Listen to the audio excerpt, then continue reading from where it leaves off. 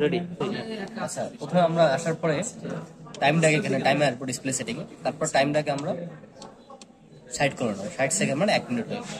নিচে আবার আসবো হাই ভোল্টেজ, এখানে রেজাল্টর হলো 840 ভোল্টে অথবা 820 ভোল্টে কাজ করে, বা এটা হলো অপারেটিং ভোল্টেজ। তো আমরা এটা আবার রাখলাম, রাখার পর আমরা কি এটা বাইরে রাখলাম, আর বাইরে রাখলাম মানে হলো ব্যাকগ্রাউন্ড পার্ট নেবো আর কি। আমরা এক্সপেরিমেন্টের আগে তাহলে আমরা কি করলাম, এই যে কাউন্ট করলাম।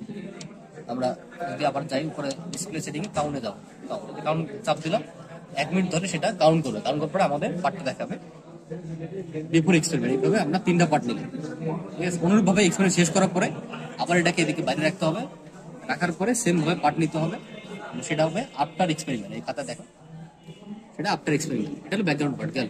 এখন আমরা কি করবো, জাস্ট একটা টেবিল দেখাবো, সব টেবিল সেম একই। যেমন এখানে আছে data for lead absorber. Lead absorber কি হবে, এখানে অ্যাবজর্বার থিকনেস, এই যে একটু লেডের পাত, লেডের পাত, একটু লেডের পাত।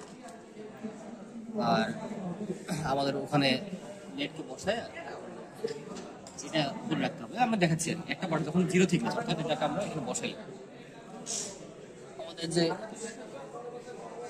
বসালাম, বসানোর পরে আমাদের কি হচ্ছে যে আমরা 0 0 তে আবার কি করবো, রিসেট দেবো।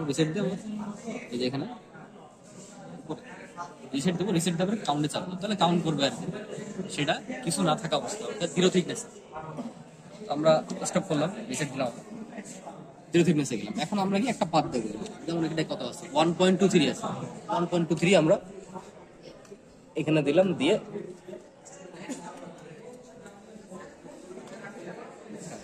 আবার কি করবো, আমরা রিসেটে কাউন্ট দেবো, 1 মিনিট ধরে কাউন্ট করবো।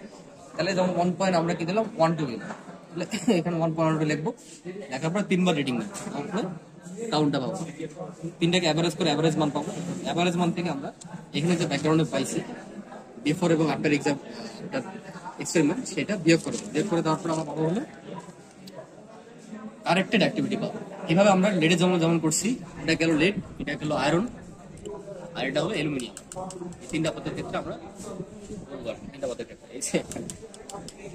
এটা হলো অ্যালুমিনিয়াম, এটা হলো আয়রন, আর যেটা দিচ্ছি ওটা লেড।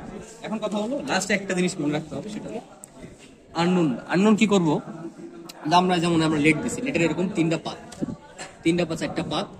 আমরা এক্সপেরিমেন্ট শেষে এরকম থিকনেস নেওয়ার পরে, দিকে দেখে থিকনেস নেওয়ার পরে আমরা কি করবো, একটা 4টা পাত ওখানে দিলাম, ওর নিচে দিলাম, হ্যাঁ, দিয়ে কি করলাম, আমরা মান নেবো এইভাবে। কিন্তু কথা হলো আমরা যখন 4টা পাত দিলাম, ওটা আমাদের লেখা থাকবে আননোন, কিন্তু আমাদের জানা থাকা লাগবে আর কি, আননোনটা হলো কত, ঠিক আছে, আননোন বাট নোন এরকম। তো নোন করার পরে আমরা এটা ওইভাবে নিলাম, অন্যভাবে লেডের ক্ষেত্রে যেমন নিচ্ছি, আয়রনের ক্ষেত্রে নিতে হবে এরকম, অ্যালুমিনিয়াম ক্ষেত্রেও নিতে হবে সেম। করার পরে আমরা কি গ্রাফ সময় আমরা ক্যালকুলেশন প্রসিডিউর ফলো করবো। করার পরে আমরা দেখবো যে আমরা যে এটা যেমন আছে, আমরা নিয়েছিলাম কত, আমরা পারলাম কত, আমরা লিনিয়ার গ্রাফের জন্য পাইছি কত, এবং আমাদের আইডিয়াল মান কত, অর্থাৎ আমরা যেমন এখানে দেখাই যে মেজার্ডেড থিকনেস, যেটা আমরা আননোন নিয়েছি সেটা কত, এবং আমরা পাইলাম গ্রাফ থেকে পাইলাম কত, এটা এই দুটো কম্পেয়ার করবো আর ক্যালকুলেশন শেষ, এক্সপেরিমেন্টের কিছু।